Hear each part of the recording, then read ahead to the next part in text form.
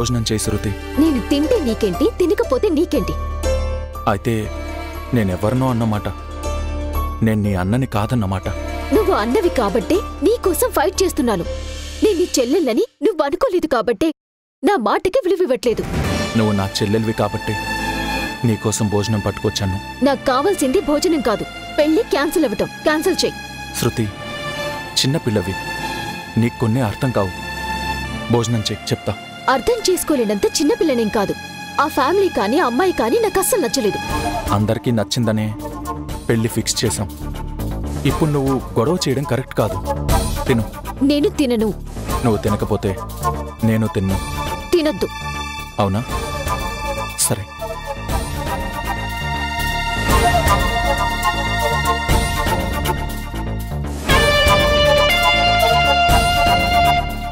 చూసావా మావయ్య, నేను ఏది చెప్తే అది చేసేవాడు అన్నయ్య. ఇప్పుడు చూడు. శృతి, అంతా చూస్తూనే ఉన్నాను. ముందు నువ్వు భోంచే చెప్తాను. నేను తినను. నేనంటే అందరికీ లెక్క లేకుండా పోయింది. ఓ దిక్కు మాలింది కోడలిగా ఈ కొంపలు తిరుగుతూ ఉంటే నేను భరించలేను. శృతి, నీకో విషయం చెప్పనా? నాకు కూడా ఈ పెళ్లి జరగడం ఇష్టం లేదు. నువ్వు తిని చెప్తాను. నేను తినాలని ఇలా అబద్ధం చెప్తున్నావా? లేదు శృతి, అసలు నేను ఇక్కడికి వచ్చిందే ఈ పెళ్లి ఆపడం కోసం. పైసా విలువ చేయని ఓ పిల్ల కోటేశ్వరుడి కోడలై పెత్తనం చెలాయించాలని చూస్తే నేను ఊరికే ఉంటానా? మీ నాన్న పిచ్చి ఎమోషన్స్తో ఫ్రెండ్ కూతుర్ని కోడల్ని చేసుకోవాలని ఫిక్స్ అయ్యాడు. మనం ఎవ్వరం చెప్పినా మీ నాన్న వినడు, మీ అన్న వినడు. జరిగేది జరగని, కానీ పెళ్లి మాత్రం జరగకుండా నేను చూసుకుంటాను. నువ్వు చెప్పేది నేను నమ్మలేకపోతున్నాను. మా అమ్మ మీద ఒట్టేసి చెప్తున్నా, నా మాట నమ్ము. ఈ పెళ్లి జరగదు. భోంచేయి.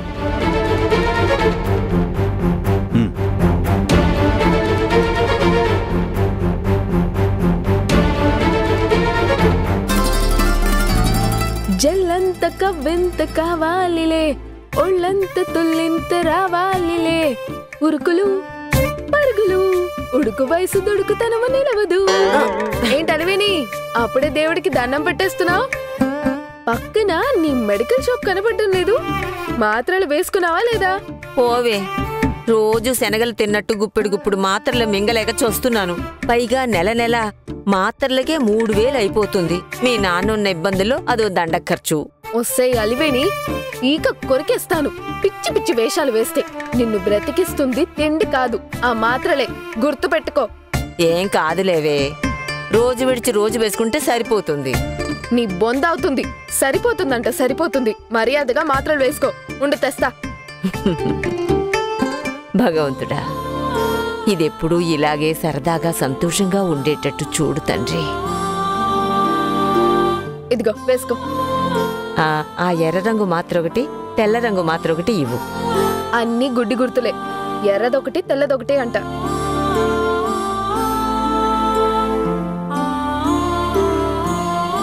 ఇదిగో. మీలా డిగ్రీ చదువులు చదివేనంటే పేర్లు చెప్పడానికి. అరే, రెండు ఒకటేసారి వేసుకున్నావు ఏంటి? మెంటల్. ఒకటి తర్వాత ఒకటి వేసుకున్నా రెండు అదే పొట్టలోకే కదా పోయేది. నీతో కష్టమే బాబు. అలా వేసుకున్నావంటే అంతే, పైకి పోతావు. రేపటి నుంచి ఒక్కొక్కటే వేసుకో. నీ కొడుకు గురించి దిగులు పడకుండా హాయిగా పడుకో. Good night. ఓసే మధు, ఇట్రా. ఏంటి?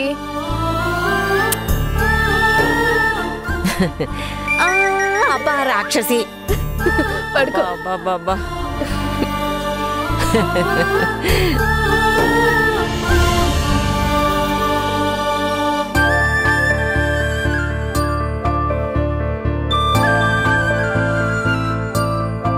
ఏంటే ఇద్దరు ఎడమొహం పెడమొహంగా ఉన్నారు? గొడవ పడ్డారా ఏంటి? మాకేం గొడవలు ఉంటాయి, అదేం లేదు. అక్క, నువ్వేదో తేడాగున్నావే. ఇన్నాళ్ళు పెళ్ళంటే నర్వస్ గా ఉన్నావు అనుకున్నాను. కొంపదీసి ఇష్టం లేకుండా పెళ్లి కొప్పుకున్నావా ఏంటి?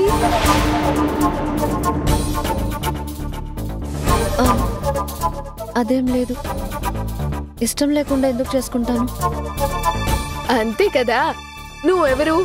ద గ్రేట్ రామచంద్రరావు గారి కూతురువి మరి.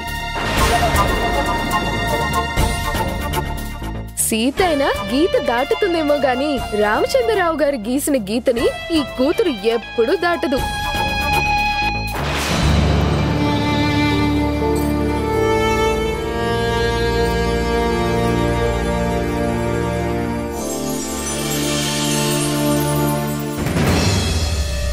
రోజులన్నీ గాలికి ఎగిరిపోయినట్టు చూస్తుండగానే ఎగిరిపోయాయి. పెళ్లికి ఇంకా వారం రోజులే టైం ఉంది. రేపో మాపో నందుని పెళ్లి కొడుకుని ఆ ఇందుని పెళ్లి కూతుని చేయబోతున్నారు. కానీ ఇంతవరకు పెళ్లి ఆపడానికి ఏమీ చేయలేదు. దీని తర్వాత మీరసలు ఏం చేస్తారో నాకేం అర్థం కావడం లేదు. నా దగ్గర ఒక మాస్టర్ ప్లాన్ ఐడియా ఉంది. చిన్నోర్మి, ఇచ్చిన ఐడియాని సరిగ్గా ఇంప్లిమెంట్ చేయడం చేత కాదు గాని ఐడియా ఇస్తాడట. ఐడియా నేను చెప్పేది నోరు మూయమన్నానా?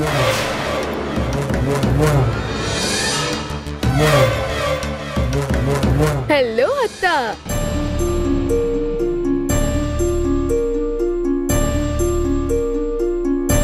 మధు,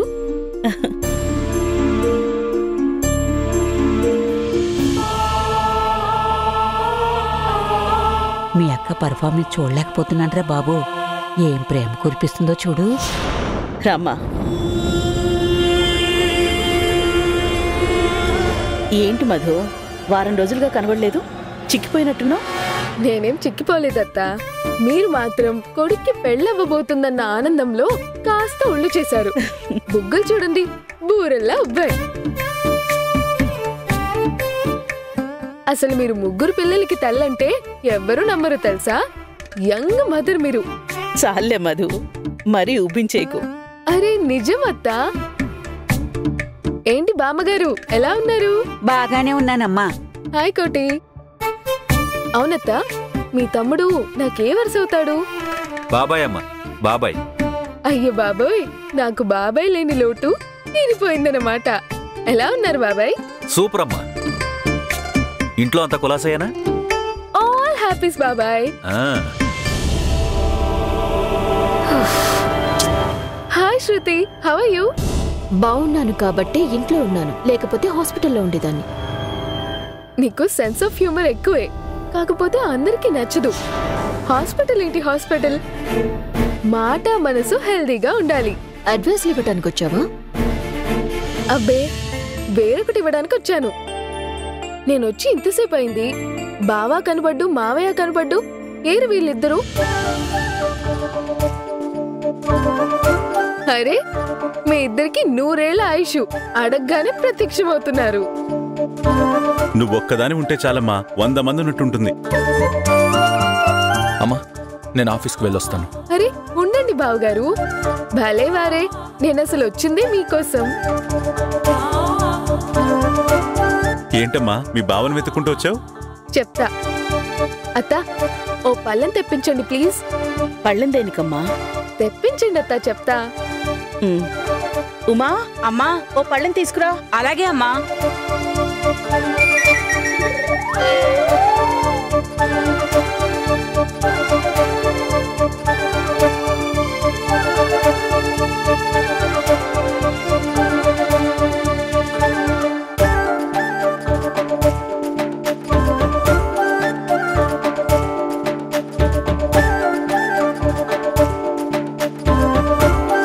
తీసుకోండి బావగారు. ఏంటిది? అమ్మాయినా అబ్బాయినా నేనే కదా మా ఇంట్లో, అందుకే నేనే తెచ్చాను. పెళ్లిలో మీ ఇంటిల్లు పాదికి మేం పెట్టాల్సిన బట్టలు మేమే కొంటాం. పెళ్లి కొడుక్కి మాత్రం సూట్ కొనుక్కోడానికి డబ్బులు ఇస్తున్నాం. ఇందులో 50,000 ఉన్నాయి. బావా, సూట్ రిసెప్షన్ కి, పెళ్లికి మాత్రం పట్టు బట్టలే కొనాలి చెప్తున్నా. అరే, ఈ ఫార్మాలిటీస్ అన్నీ ఎందుకమ్మా? దేవకి, మనం చెప్తే వీళ్ళ నాన్న వింటాడా? వాడి తృప్తి కోసమైనా తీసుకోవాలి. నందు, తీసుకో.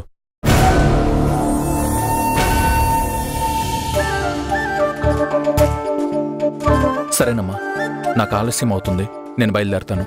రే నందు, ఓ 10 నిమిషాలు ఉండరా? మధు నీకోసమే వస్తే నువ్వు వెళ్ళిపోతానంటే ఎలా? పని అయిపోయిందిగా, నేనుండి ఏం చేస్తాను? బయలుదేరుతాను. వాడు జనరల్ గానే తక్కువగా మాట్లాడతాడమ్మా. ఆడోళ్ళతో అయితే అస్సలు మాట్లాడు. నువ్వేమనుకోకమ్మా. బావగారి గురించి నాకు తెలీదా మావయ్య? ఇంకా కొన్ని పనులున్నాయి, నేను బయలుదేరతా. అరే ఇప్పుడే అలా వెళ్ళిపోతానంటే ఎలా? కాఫీ తాగి వెళ్దూలే. కాఫీయా? నా వీక్ పాయింట్ పట్టేశారా? ఇవ్వండి అత్తయ్య, తాగే వెళ్తా. ఉమా, అమ్మా, స్ట్రాంగ్ కాఫీ, షుగర్ తక్కువ. అలాగే అమ్మా. అత్తోయ్, నా కాఫీ టేస్ట్ ని కూడా పర్ఫెక్ట్ గా పట్టేశారు కదా. నువ్వు కూర్చో. రా బావ, ఇలా కూర్చో.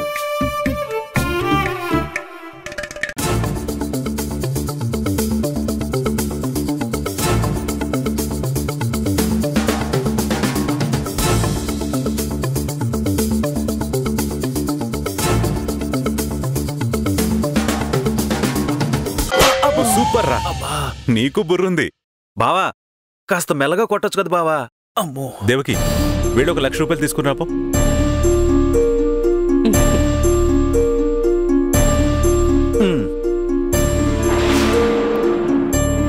అమ్మా తీసుకో.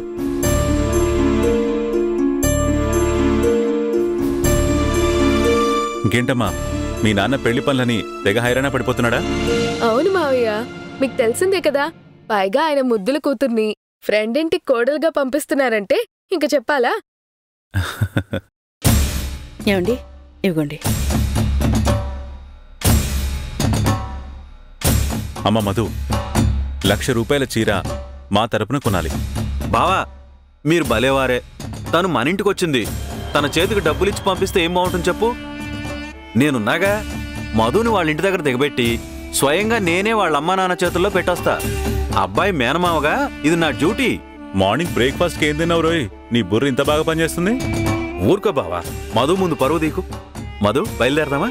అలాగే బాబాయ్. వెళ్ళొస్తా అత్త, వెళ్ళొస్తా మావయ్య. బాయ్ శృతి, వస్తా బామా. మంచిదమ్మా. పద.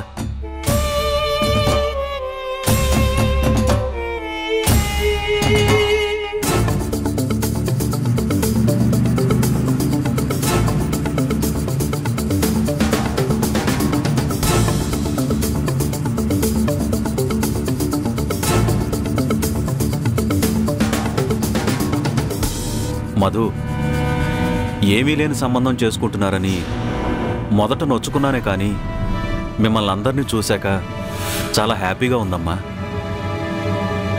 నా అల్లుడు అదృష్టవంతుడు. మా అక్కది అదృష్టమే బాబాయ్. కరెక్టే. అమ్మాయి అదృష్టం బాగుంటేనే అన్నీ సెట్ అవుతాయి.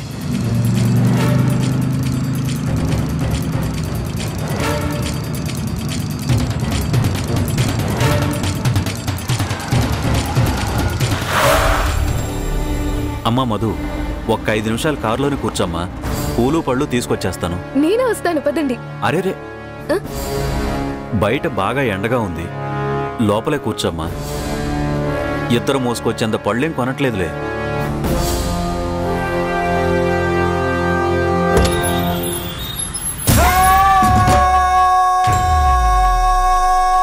అమ్మా, ఒక 4 మూరల మల్లెపూలు కట్టండి.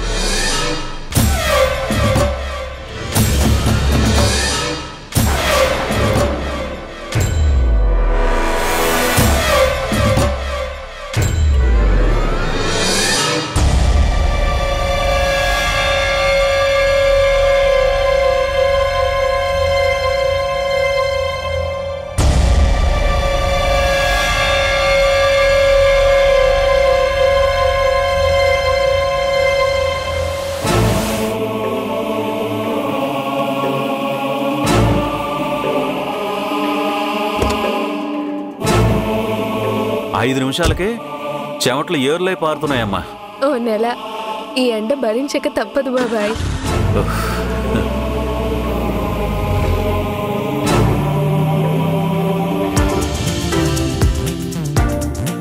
రండి బాబాయ్, రండి, కూర్చోండి. అలివేణి, అలివేణి. రాగానే ఆ అరుపులేంటే రాక్షసి. అసలే నా గుండె దడగా ఉంది, బెదిరి చచ్చాను. గుండ్రాయిలా ఉన్నావు, నీ గుండెకేమవుతుంది? రా ఇక్కడికి. ఎవరొచ్చారో చూడు. ఎవరొచ్చారబ్బా? అక్క, దివ్య. బాబు, నువ్వా? ఆశ్చర్యంగా ఉంది నాయనా. అయ్యో నా మతి మండ, మంచినీళ్ళు తీసుకొస్తానుండు. నువ్వు హైరాణ పడికే, నేను తెస్తానుండు. హాయ్ అమ్మా ఇందు. హాయ్. హాయ్ దివ్య. నమస్తే మామయ్య. మావయ్య కాదే, నీకు బాబాయ్ అవుతాడు. ఓ సారీ బాబాయ్. It's okay. కొత్త బంధుత్వం కదమ్మా, కొంత కన్ఫ్యూజన్ గానే ఉంటుంది. తీసుకోండి. అవును, అన్నయ్య వదిన ఏరి? పెళ్లికి ఇంకా వారమే ఉంది కదా నాయనా, ఇంకా చాలా మందికి పత్రికలు పంచాలి. పొద్దున్నే లేచి పరిగెట్టారిద్దరు. అవునా, పనులు ఎక్కువ ఉన్నట్టున్నాయి. ఏమైనా ఉంటే చెప్పండి, చేసి పెడతాను. భలే వాడివే, నీతో పనులెలా చేపిస్తామయ్యా? అయినా మా రాక్షసుందిగా, ఒంటి చేత్తో చేసేస్తుంది. అది కరెక్టేనమ్మా. అమ్మ మధు, ఓ పళ్ళెం తీసుకురా. సరే బాబాయ్. మధు, స్టవ్ సిమ్ములో పెట్టిరావే. అలాగే. ఇంకేంటి నాయనా కబుర్లు? మీ పెళ్లి పనులు చకచకా అయిపోతూ ఉంటాయిగా? ప్రతిదానికి మనుషులున్నారు కదమ్మా. అయినా మాకు అన్ని పనులే ఉన్నాయిలే. బాబాయ్ ఇలా ఇవ్వమ్మా. ఏంటబ్బాయి ఇవన్నీను? మా ఇంటికి రాబోయే అమ్మాయికి మేం చేయాల్సింది. ఇందులో 1,00,000 రూపాయలున్నాయి. అమ్మాయికి 1,00,000 రూపాయల పట్టుచీర కొనివ్వమన్నారు మా బావ. అయ్యో బాబోయ్, 1,00,000 రూపాయలు పట్టుచీరా? 1,00,000 చేసే పట్టుచీరలుంటాయా? 1,00,000 ఏంటమ్మా, 1,00,000 రూపాయలు కూడా ఉంటుంది. అమ్మో, ఇంక చెప్పకయ్యా, నాకు భయం వేస్తుంది. అమ్మా ఎందు, ఇలా రామ్మా, తీసుకో. ఏ 5,000 10,000 ఇస్తే సరిపోతుంది కదయ్యా. అమ్మా, ఆ 1,00,000 రూపాయలు చీర అమ్మాయితో పాటు మా ఇంటికే వస్తుంది కదా. భలే సరదాగా మాట్లాడతావబ్బాయి నువ్వు. సరే అమ్మా, సరిగ్గా భోజనం టైంకి వచ్చినట్టున్నాను. మీరు వంట పనిలో ఉన్నట్టున్నారు.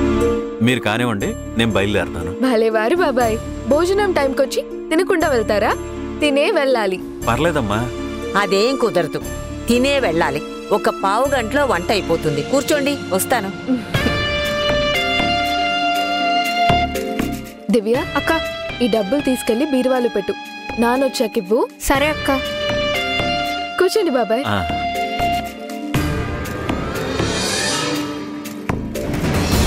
అమ్మా, వంటలో నన్ను సాయం చేయమంటారా?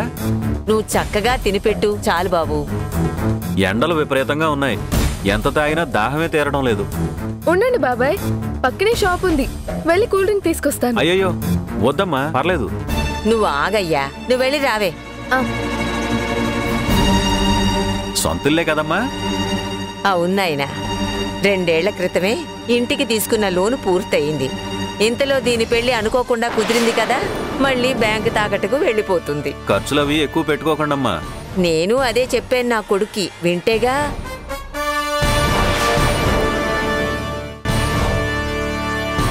మీ ఆరోగ్యం అది బానే ఉంది కదమ్మా. ఏదో మందులు మాత్రలతో నెట్టుకొచ్చేస్తున్నానులే నాయనా. ఆ వేసుకుంటే ఒక బాధ, ఆ వేసుకోకపోతే ఒక బాధ. అరే బావో పని చెప్పారు, నేను మర్చిపోయాను. అమ్మా, ఇంకోసారి వచ్చినప్పుడు భోంచేస్తాను, నేను బయలుదేరతాను. ఇదిగో నాయనా, ఇదేం బాగాలేదు. అవును బాబాయ్, భోంచేసే వెళ్ళాలి. ప్లీజ్ అమ్మా, బావ ఒక పని చెప్పారు, మర్చిపోయాను. తర్వాత తిడతాడాయన. ఆ కూల్ డ్రింక్ ఎలా ఇవ్వు చెప్తాను.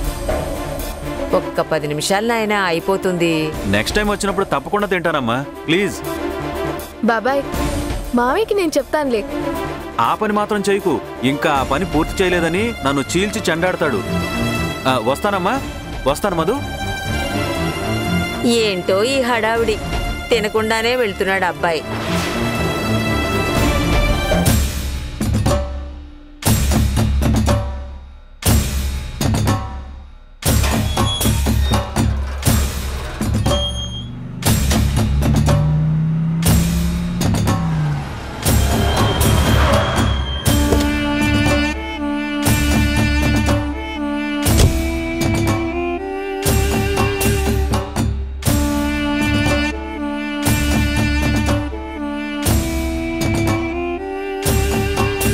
రేయ్, ఏం చేస్తున్నావురా నువ్వు? అయ్యో,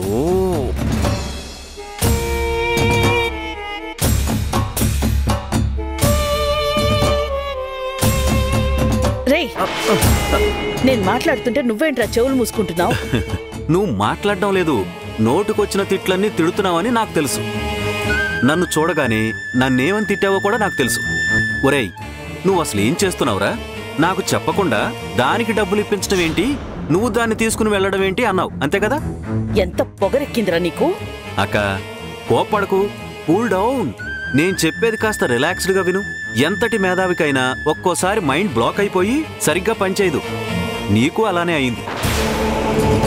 అందుకే పెళ్లికింకా వారం రోజులే ఉన్నా సరైన ఐడియా వేయలేకపోయావు. ఇప్పుడు చూడు, అసలు నీ కొడుకుని పెళ్లి కొడుకుని కూడా చేయకుండానే పెళ్లి ఆగిపోతుంది.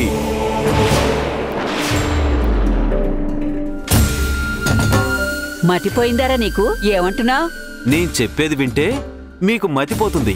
నన్ను తిడుతున్న ఆ నోటితోనే పొగడ్తలతో ముంచెత్తుతారు. ఏంటి ముంచెత్తేది? నువ్వు మమ్మల్ని ముంచేసే పని చేయకుండా ఉంటే చాలు. ఓహో, అవునా? అయితే నేనిప్పుడు ఏమీ చెప్పను. ఒక గంట ఆగండి. ఆ తర్వాత నేను చేసిన ఘనకార్యమేంటో మీకే తెలిసొస్తుంది. వీడికి నిజంగానే మతిపోయినట్టుంది. అలాగే అనుకో, గంటలో తెలుస్తుంది నీకు. ఏంట్రా గంటలో దేవకి, ఒక్క నిమిషం ఆగవే. ముందు వాణ్ణి చెప్పని. అసలు ఎందుకెళ్ళావురా దాంతో? పైగా ₹1,00,000 లాసు. ఓసి నా పిచ్చి తల్లోయ్, కోట్ల ఆస్తిని కాపాడుకోవాలంటే ₹1,00,000 ఖర్చు పెద్ద లెక్క కాదే. సోదాపి సంగతి చెప్తావా? చెబుతా. పెళ్లి ఆగిపోవాలంటే కింద మీద పడి పెద్ద ప్లాన్ చేయక్కర్లేదు. సింపుల్గా ఓ ప్రాణం పోతే చాలు. ఇప్పుడు ఆ ముసల్ది డబ్బాలో ఉన్నది ఓవర్ డోస్ టాబ్లెట్స్ అని తెలియక వేసుకుంటుంది. ఆ గొట్టం మాత్ర, ఆ ఎర్ర మాత్ర ఇవ్వు. ఆ టాబ్లెట్ వేసుకున్న అరగంటలో ఆ ముసలి ప్రాణం ఊపిరి తీసుకోవడానికి కూడా విలవిల్లాడుతుంది. మహా అయితే 2 గంటల్లో మనకు అందాల్సిన వార్త అందుతుంది.